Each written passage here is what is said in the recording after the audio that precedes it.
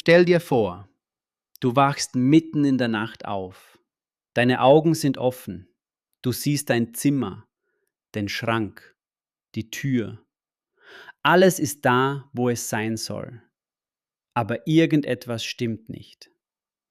Du willst dich umdrehen, doch dein Körper gehorcht dir nicht. Kein Finger, kein Bein, nichts bewegt sich. Du bist wach, vollkommen wach, aber du steckst fest in deinem eigenen Körper. Und dann spürst du es. Da ist jemand im Raum. Du kannst ihn nicht sehen, aber du fühlst, wie er näher kommt. Etwas Schweres setzt sich auf deine Brust. Es drückt. Du bekommst kaum noch Luft. Du willst schreien, aber kein einziger Ton kommt heraus. Das ist kein Albtraum. Es ist kein Geist. Und du bist nicht verrückt. Millionen Menschen erleben genau das. Und es hat einen Namen. Die Schlafparalyse. Doch die eigentliche Frage ist nicht, was du in diesem Moment siehst. Die Frage ist, warum baut dein eigenes Gehirn mitten in der Nacht ein Monster, das sich auf deine Brust setzt? Bis zum Ende dieses Videos wirst du es ganz genau verstehen und warum die Menschheit Jahrtausende lang geglaubt hat, dass dahinter ein Dämon steckt. Fangen wir mit deinem Körper an. Jede Nacht, wenn du träumst, passiert etwas Erstaunliches. Dein Gehirn legt deinen Körper komplett lahm. Während der sogenannten REM-Phase, der Traumphase, schaltet dein Gehirnstamm fast alle deine Muskeln ab.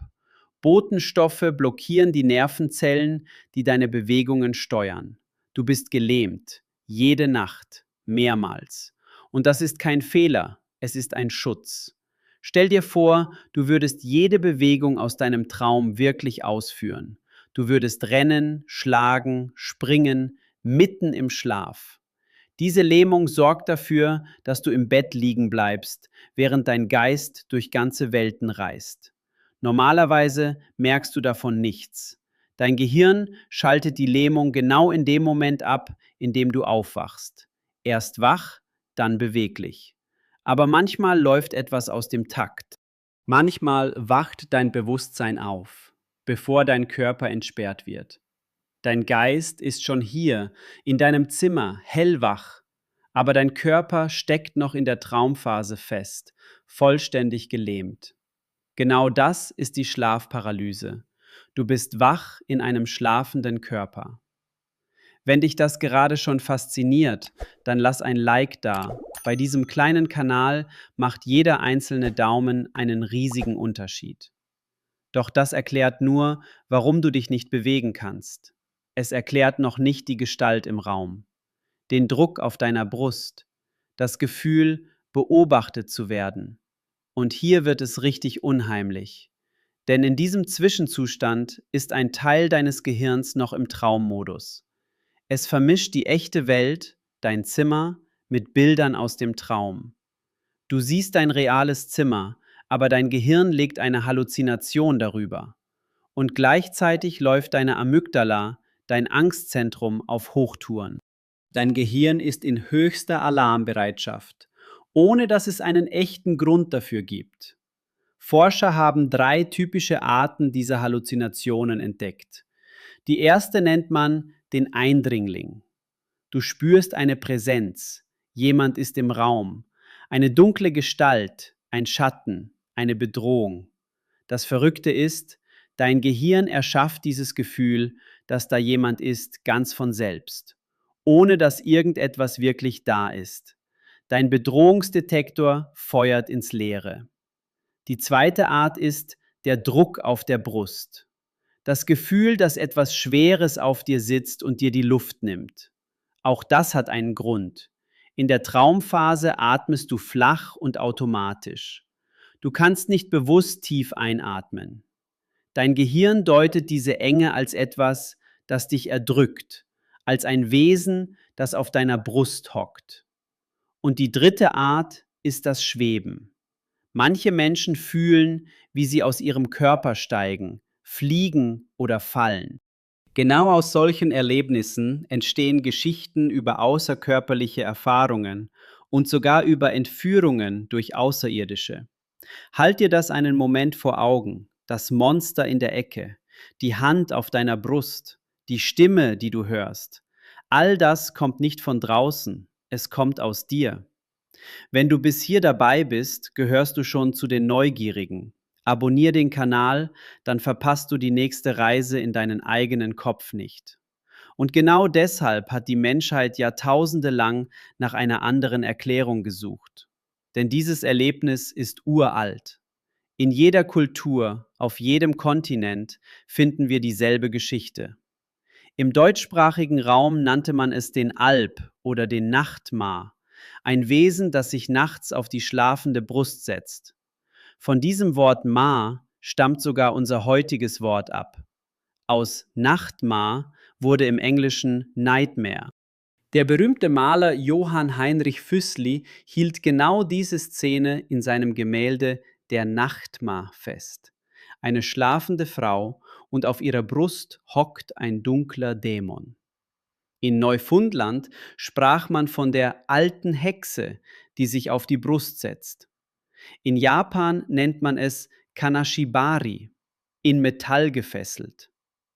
Überall auf der Welt, völlig unabhängig voneinander, beschrieben Menschen dasselbe. Eine dunkle Präsenz, Lähmung, Druck, Angst. Denk darüber nach, wie unglaublich das ist. Menschen, die sich nie begegnet sind, getrennt durch Ozeane und Jahrtausende, haben dasselbe Monster gesehen. Nicht, weil es echt war, sondern weil wir alle dasselbe Gehirn tragen. Dasselbe Gehirn, das in diesem Zwischenzustand denselben Schrecken erschafft. Wenn dir solche Verbindungen Gänsehaut machen, dann lass auch hier ein Like da. Das zeigt mir, dass ich genau solche Videos weitermachen soll. Aber wer erlebt das überhaupt und warum? Die Schlafparalyse ist viel häufiger, als du denkst.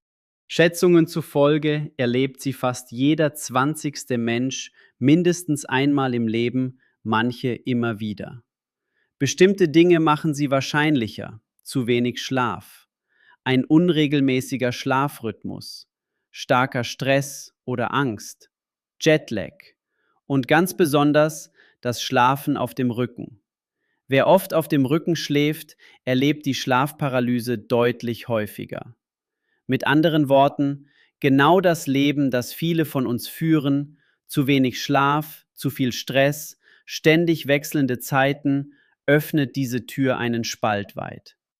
Doch jetzt das Wichtigste und vielleicht das Beruhigendste. Die Schlafparalyse ist harmlos. So real und so furchtbar sie sich anfühlt, sie kann dir nicht schaden. Sie dauert meist nur Sekunden, selten ein paar Minuten. Und sie endet immer. Niemand ist je an einer Schlafparalyse gestorben. Wenn es dir das nächste Mal passiert, denk an eines: Kämpfe nicht dagegen an. Je mehr du dich gegen die Lähmung wehrst, desto stärker wird die Panik. Versuch stattdessen, einen einzigen Zeh oder Finger zu bewegen, ganz langsam, oder konzentriere dich nur auf deinen Atem. Sag dir selbst: Das ist mein Gehirn, es ist gleich vorbei. Und es wird vorbei sein. Und damit es gar nicht erst passiert, hilft das Einfachste von allem: genug schlafen, zu festen Zeiten, Stress abbauen und vielleicht nicht auf dem Rücken einschlafen. Aber wenn wir ganz ehrlich sind, das Gruseligste an der Schlafparalyse ist nicht das Monster. Das Gruseligste ist, dass dein eigenes Gehirn es gebaut hat. Die Gestalt in der Ecke, der Druck auf deiner Brust, das Gefühl, beobachtet zu werden, das alles warst du. Jahrtausende lang haben Menschen gegen Dämonen und Hexen gekämpft, gegen etwas, das in Wahrheit in ihrem eigenen Kopf entstand. Und das zeigt etwas Tiefes. Die Grenze zwischen Traum und Wirklichkeit ist viel dünner, als wir glauben. Sie ist nicht aus Stein, sie ist hauchdünn. Und jede einzelne Nacht überschreitest du sie, wieder und wieder, ohne es zu merken. Vielleicht ist das die eigentliche Lektion dieser dunklen Gestalt auf deiner Brust. Der unheimlichste Ort der Welt ist nicht da draußen. Er liegt direkt hinter deinen eigenen Augen. Und wenn dich solche Fragen nicht mehr loslassen, wenn du wissen willst, was in den Tiefen deines Geistes wirklich vor sich geht, dann abonnier den Kanal, lass ein Like da und tauch mit mir weiter ein. In den Gedankenstrudel.